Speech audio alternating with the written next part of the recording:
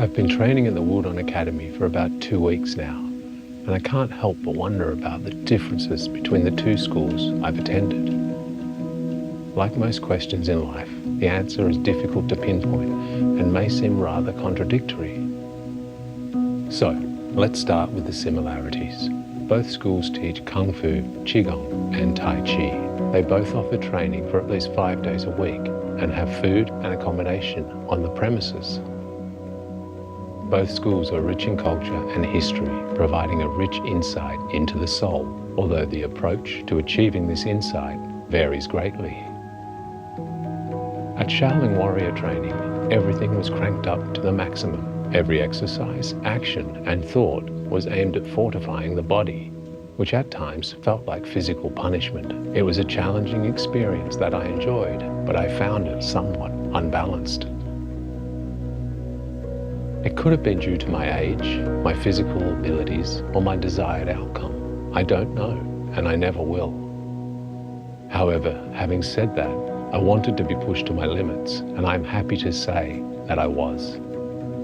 Whether it was good or bad, I got exactly what I was asking for, and I will be forever grateful. So now you must be wondering, if I got everything I asked for, why did I leave? And that is a fair question. As the days, weeks, and months passed, a persistent question continued to well up from deep within. Am I living a balanced existence? And the answer was a resounding no. My nervous system felt like it was on fire. I was full of doubt and struggling with ongoing injuries, which had an undesirable effect on this little adventure. I knew what I wanted, and after 3 months, I knew that I would not find it at the school I was attending. So, after a brief but honest conversation with myself, I decided that it was time to move on. It was time, once again, to make a change in my quest to find the middle path. A place I dream of daily, a place that I actively search for, and a place I think I may have discovered. Like I mentioned earlier, the days are quite similar. We start at 6 a.m. and engage in an hour of animal Qigong. Then we gather together in a spacious dining hall to enjoy our meals before warming up and stretching for the first of our 2 main classes. The classes always start with what is called Kung Fu Basics, which means a lot of stance practice, a lot of kicking practice, and of course, a lot of punching practice. But what sets this session apart from what I'm used to is that every movement must be done correctly. Technique and intent are crucial here. Every step is purposeful and deliberate, which is something I appreciate. In the past 2 weeks, I've spent numerous hours unlearning what I thought I knew and starting over. Some might find this frustrating, but I see it as a beautiful process of development. As I discard the old and replace them with intention and knowledge, I notice that everything improves. No lesson is ever wrong. It's simply the lesson you learn with the skills and understanding you had at that time. Both of these powerful tools, intention and knowledge, will continue to evolve as your training deepens and your understanding expands. From learning Kung Fu Basics, it's time to move on to a 90-minute Tai Chi session. And if you think the Basics class is detailed, then I encourage you to experience the school's Tai Chi teachings. I have honestly never experienced such detailed teachings, and I have had the pleasure of studying under some meticulous masters. Every thought, breath, movement, and most importantly, intention are explained in great detail, which must be experienced to believe. It is only through this experience do you begin to realize just how far you have to go on a road with no end.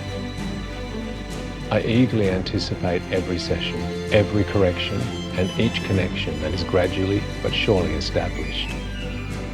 It feels like a breath of fresh air and a much-needed change of direction for me. After the first session, it's time for lunch and then a rest. However, this school is buzzing with activity, so there is always something happening. Whether it's a music or cultural class, or just good old-fashioned practice, the school is alive with the joy of learning every waking hour. The afternoon consists of the second primary classes of the day, with subtle changes ensuring that the learning and the students remain fresh. Just the other day, we all spent 45 minutes learning cloud hands, a seemingly simple movement where your hands float in circles in front of your body. I had to ask my instructor why so much attention was given to this move. After my instructor broke the movement down to its powerful parts, he finished by saying, because this movement is the heart of Tai Chi. On another occasion, after a lengthy class on the Mabu fighting stance, I asked my instructor a question and received a refreshingly honest response. Once again, he emphasized that mastering the Mabu stance enables you to perform numerous other stances effectively. He further explained that 70% of Tai Chi involve movements from below the waist, highlighting the crucial role with your connection to the ground that influences everything above it. The proper approach to Tai Chi movement is to lead with your feet, followed by your hips and waist, and finally, your shoulders and hands. To me, this lesson emphasizes the importance of starting over, even if it's not the first or last time, and I must admit, he was right. After dinner, it's time for the final class of the night, meditation. It starts with a warm-up and stretching session that helps to release all the tension that may have built up during the day. I find the stretching really helps me. Although my mind is still busy, I'm much happier to engage in the meditation battle.